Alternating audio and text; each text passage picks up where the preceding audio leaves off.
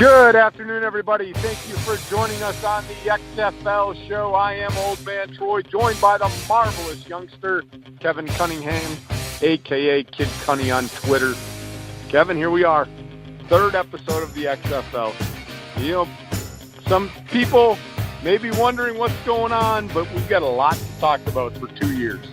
Just think, 2 years from now, we'll basically have covered everything in the XFL. Kind of neat. Yeah. But before we get into XFL talk, we do keep these short, sweet, simple. Topic today is going to be a good one. But how are you doing today? Doing good. Nothing insane, although I'll say that we are out of hot water in my house for a couple days. So that's not going to be fun when I shower in the morning. Outside of that, though, like you said, this is a time crunch show. So I'll shut up and kick it back to you. How has your day been, Troy? Oh, another great day. At least I learned how to take this show off of mute. You know, for those that listen in, follow us on Twitter. Troy Robert 967. The youngster is at Kid Cunny, KIDCUNI. Our show handle is at Youngster Old Man, all one word.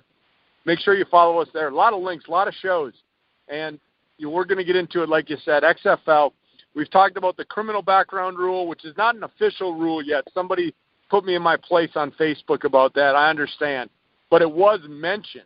So that's why we talked about it. Then we talked about what our expectations were. You found us on The Grueling Truth. Go back, look at the archives if you want to listen to any of the old shows. Today's a good one, Kevin.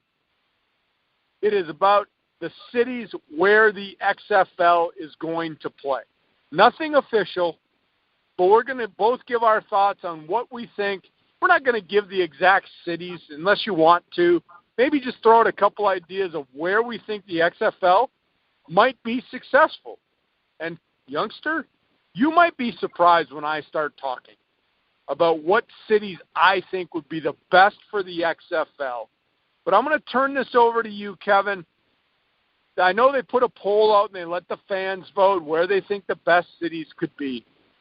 One thing about this is Vince McMahon is a businessman, Kevin.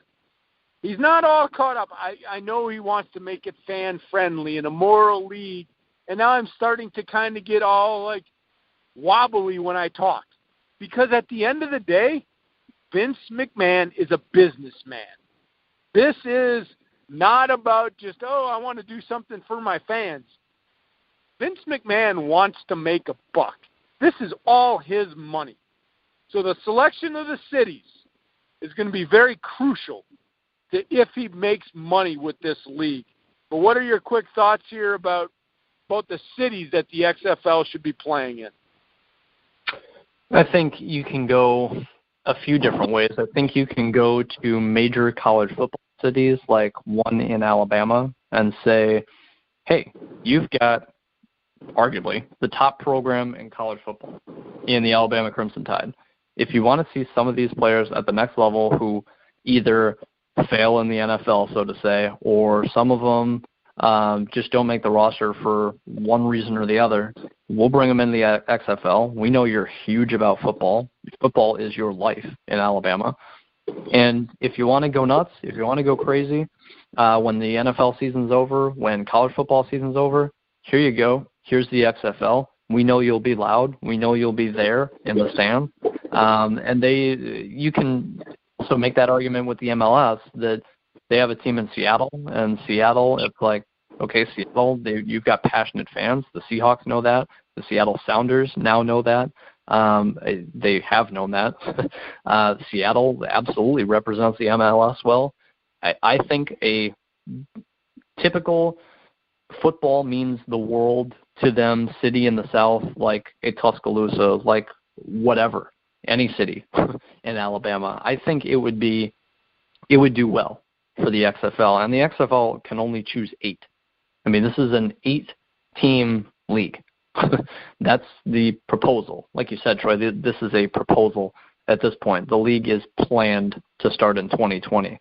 You're supposed to, if you have a DUI, not be allowed into the league. This is all not finalized. Like you said, you got bashed on Facebook for it. None of this is finalized, but we are here to report for 15 minutes every week about what we know is probably going to happen. Things could change, and we will talk about that when they happen, but to me, I think if you're picking big college towns, if you're picking a place in Alabama, if you're picking a place in Georgia, if you're picking a place in Florida, I think it's going to do well.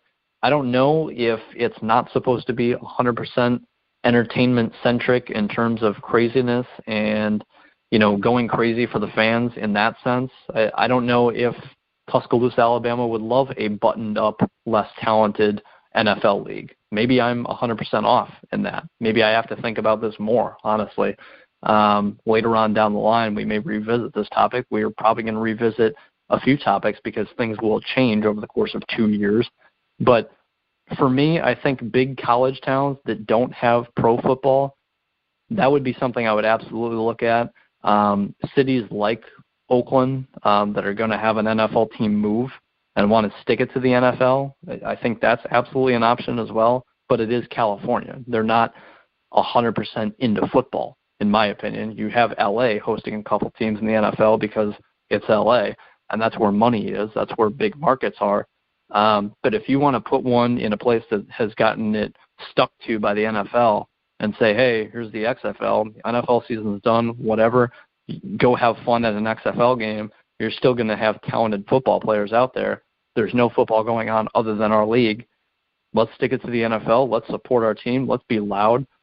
Maybe a place like Oakland would work. I just think big college towns that don't have NFL teams right next to it or literally in the town, that could be big to me. I'm curious what you think, Troy. Well, that's exactly my thought, is that you have to look at this league is it's 8 teams. Yeah. And you've got some things you've got to find stadiums. And I mentioned this on the initial show. If you're going to fill up a stadium and then have to tarp off half of it, to me that's not a good business decision. Right. So and to lease an NFL stadium, I mean, you're talking, and you're going to be paying a lot of bucks for any of the stadiums. But one thing with the city selection, everybody's talking about major markets. Like you got to go to New York, you got to go to LA. Why? Why do you have to go to major media? Did you ever think about this, where there's a lot of people like that? There's a lot of things to do. And the XFL may not be one of them. You need to go where you're going to find a pocket of loyal fans that want to go to the game. And you don't need to have an 80,000-seat stadium. I actually brought this up to somebody I work with, and he mentioned, well, maybe State College. I think State College, is too big, the stadium, because that stadium can seat 100,000. Yeah. You don't want something that you're not selling it out. And I think Vince McMahon is smart enough to know I'm not selling out a 100,000-seat stadium for an XFL game. 40,000? Maybe. And if you get 40,000 in a 65,000-seat stadium, that makes it look pretty full. But when you start going to these huge stadiums, you're not going to sell out. Then the stadium's only half full, and it doesn't look good on TV. But when you get to these big cities, everybody's talking about major markets, Houston, LA, you mentioned Oakland. There's so many other things to do. Unless this is absolutely top-notch entertainment football, people aren't going to go. They might go week 1, but then week 2 or 3, if it wasn't what they thought, I got better things to do. You need to find a loyal fan base. Morgantown, West Virginia, right down the road from me, Kevin. What a great place for football. They love their sports down there. Morgantown. They love it. The problem I have with that is I was reading this too, that selection of the cities, you do have to take into consideration the weather, because they're starting this right after the NFL season, after the Super Bowl. So in February, it's still quite cold up here. Right. Do you really want to throw that product out in the middle of February in a cold city like Morgantown, or even like someplace in Pennsylvania or New York? do fans want to go sit in the cold? Right. Unless it's awesome. But are they going to do it year in and year out? What if your team sucks? You're not going to get anybody in the stadium when it's that cold out. So I'm thinking this. You got to go south. It sucks because then you're like dividing the country. But really, when you're playing this that first month or two, you don't know what kind of weather you're getting up north. I mean, I really think another place that would be great for a team, Kevin, but probably not going to happen because of the weather, Madison, Wisconsin. That's what came to my mind. You got Green Bay up north. You got a rabid football town. But again, the weather. The weather in Wisconsin in February and March, not very nice.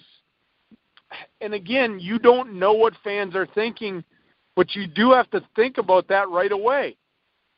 Are people going to go sit out in 40-degree weather and watch XFL football?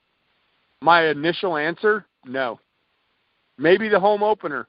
But if it's not what they thought, it's not happening in week 2. Not happening in week 3. And that could be a detriment. But Madison comes to mind. Morgantown comes to mind. You mentioned Alabama. I love that. That's perfect. These crazy football college cities. You know, you also go down, Tennessee has an avid college fan base. I know they got your Tennessee Titans down there, but that comes to mind. I mean, you can go down to Georgia. I mean, there's some options here. But really, my thought, there's a lot of great college towns up north, but the weather to me, and after I read that article, I put 2 and 2 together. I'm like, you're right. You're absolutely right. When you're playing this, it's not like the NFL season where it starts in September, nice fall days in the Midwest and the Northeast, and fans are used to the cold and they're okay with it because it's the NFL. Are people going to come out right away early in the season to sit in the cold to watch games? I think the answer is no. What are your quick thoughts there, youngster? I think it's an awesome point. We're unfortunately up against the clock. But, yeah, that's a great point. And that's a point that I could talk about just football-wise in terms of why the SEC, quote-unquote, dominates, why the SEC gets better recruits year in, year out, why they send more people to the NFL, prospects to the NFL, on an average basis than cold weather teams do, because you're getting kids who want to play in October and November and December in warmer weather. That's why quarterbacks typically come from the West Coast or the South, not from Ohio State, not from Michigan, not from Wisconsin. That's just weather-based, in my opinion. You flip the weather around, I think you're seeing media not in L.A. I think if L.A. is cold, you're not getting this media hub there. Yes, you can argue New York. That's New York's on a different planet of its own, New York City. But as a whole, weather plays a big part into what sports are popular, when sports are popular, as far as prospects. If you've got a year-round basketball league, like in South Florida, where I grew up as a kid, it's completely different. You get more basketball prospects in Florida because you can easily play it year-round, night, day, 365 days a year, basically, in South Florida. You can play outside and play basketball. In Wisconsin, maybe you have to go to a gym. Maybe you have to pay for a membership. Maybe it's cold. Maybe it's snowy. Maybe you can't drive. Is your parent going to take you 15, 20 minutes, 30 minutes to a gym just to play while it's blizzarding out? You don't have the same opportunities. Unfortunately, that's just the reality of it. That's just sports. That's climate-based. So I think you bring up a great point here. We're already at 15 minutes. I think it's a great point. I think we could honestly talk about this topic next week just based on weather. I think we're going to do the same topic next week. I think we're going to continue the city talk and how to select the cities, because I didn't get fully into some of the other things that I wanted to talk about. I think there's a lot of stuff to talk about when you're talking about selecting the cities, and I think it's going to be so important that he gets it right. He's got to get these 8 cities right for this league to be successful, along with a good product. So for the youngster, I am the old man. Hope you enjoyed this episode of the XFL show. Join us next week. We're going to continue our talk about what cities the XFL should play in. Have a great day, everyone.